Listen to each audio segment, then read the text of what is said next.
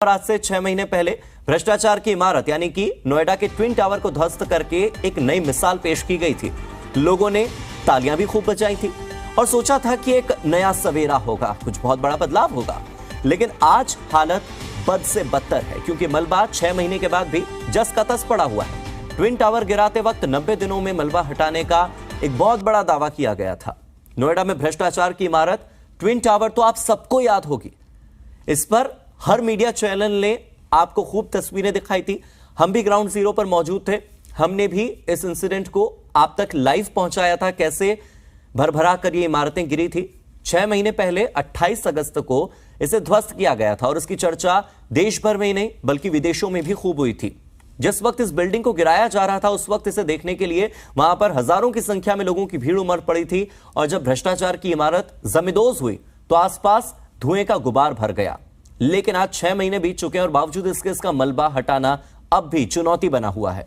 मलबा हटाने का काम महीनों से रुका पड़ा है। शुरुआती दौर में तो अपने दावे के मुताबिक खूब यहां से मलबा हटाने की तस्वीरें सामने आती रहीं, लेकिन वो मलबा तब तक ही हटता रहा जब तक वहां पर कैमरा मौजूद थे और वो तस्वीरें मीडिया में दिखाई जा रही थी। जैसे ही ध्यान इस चीज से बटा, वैसे ही यहां से मलबा उठाने का काम भी रुक गया। आसपास की सोसाइटी में रहने वाले लोग परेशान हैं।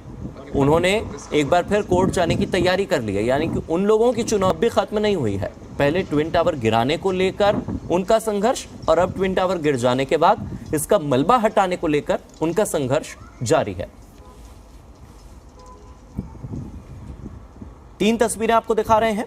पहली तस्वीर वर्तमान की है, दूसरी तस्वीर उस इतिहास की है जिस दिन यह ट्विन टावर गिरा था, 28 अगस्त की तारीख, और तीसरी तस्वीर भविष्य की ओर इंगित करती है कि आखिर कब हटेगा यह मलबा, आखिर कब आसपास की सोसाइटी में रहने वाले लोगों को मिलेगी इस मलबे से राहत।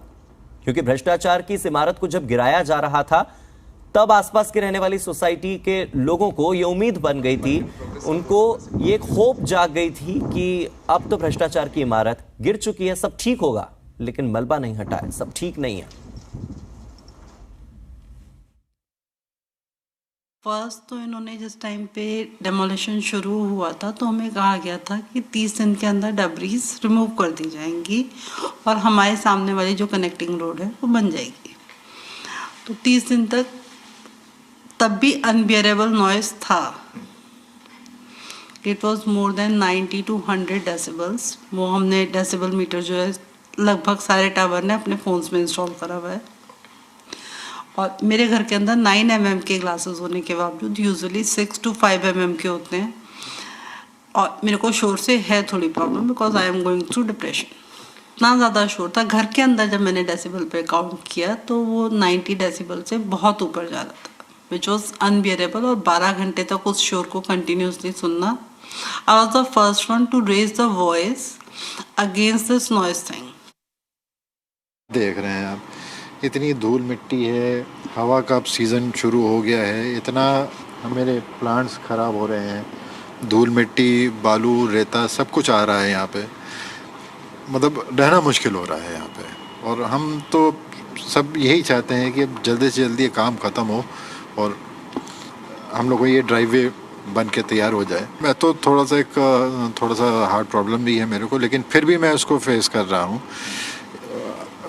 घर से बाहर निकलना मुश्किल होता है, मतलब बाहर इतना डस्ट आ रही है तो बहुत मुश्किल हो रहा है। मतलब सांस ले रहे हैं तो उसमें डस्ट पार्टिकल्स आ रहे हैं। अब कितना हम एयर प्यूरिफायर लगा के अंदर बैठ सकते हैं। डिमोलिशन हुआ है तो उसमें कुछ पार्टिकल्स होते हैं जिसमें बहुत कॉमन होता है सिलिका होता है, जो कि जब हम सांस लेते हैं तो हमारे सांस की नली में एब्जॉर्ब होता है। सांस लेते हुए हम उसको इनहेल करते हैं। उसका काम क्या होता है कि वो सांस की नली में जाके कुछ टिश्यूज़ ऐसे बनाता है कि जिससे जब हम ऑक्सीजन अंदर जाता है तो पूरी तरीके से अंदर ऑक्सीजन नहीं जा पाता, जिससे कि सांस की दिक्कत होना, सांस फूलना, ये प्रॉब्लम शुरू होती है। पुराने टाइम में जो ऐसी जगह पे काम करते थे लोग, माइंस में, सब तो सिलिकोसिस बीमारी होती थी। अब उस तरह के ही चेंजेस लंग में दिखते हैं और वो बहुत हद तक परमानेंट चेंजेस होते हैं लंग में। तो जहाँ पे ऑक्सीजन सप्लाई आपने कट कर दी तो वहाँ पे डेफिनेटली ये प्रॉब्लम इस तरह की आएंगी। 6 महीने से ज़्यादा समय हो चुका है। तस्वीरों में भी आप देख सकते हैं कि जो पूरा एरिया है, इस पूरे एरिया को कॉर्डन ऑफ कर दिया गया है। अब यहाँ पर बात तो थी पार्क बनाने की, लेकिन पूरा सफ़ेद रंग का पहाड़ बना हुआ है और ना ही कोई व्यक्ति इस रास्ते से अंदर जा सकता है और ना ही कोई व्यक्ति इस रास्ते से बाहर आ सकता है। समय दिए बोला था 90 दिन, लेकिन क्योंकि अब 6 महीने लगभग होने वाले हैं और 45 दिन का और समय दिया गया, यानी 1.5 महीने का और समय दिया गया है। अब ऐसे में यही देखना होगा कि कब ये विशाल सीमेंट का पहाड़ हटेगा और कब लोगों को इस सीमेंट वाली आंधी, इस सीमेंट वाली धूल में सांस लेने से मुक्ति मिलेगी और कब वो एक साफ हवा में सांस ले पाएंगे। क्योंकि पूरे इलाके में आप देख सकते हैं कि किस तरह से सीमेंट ही सीमेंट मौजूद है। तो वैसे में जिस तरह से लोग भी लगातार साफ हवा में सांस लेना चाहते हैं, तो ऐसे में अब देखना होगा कि कब बीते 6 महीने से तो लोग सीमेंट वाली इस हवा में ही सांस ले रहे हैं, तो अब ये देखना होगा कि क्या 1.5 महीने के बाद लोग स्वच्छ हवा में सांस सच में ले पाएंगे या नहीं। कैमरा पर्सन राहुल चंद्रा के साथ शिवांक मिश्रा, जी मीडिया, नोएडा।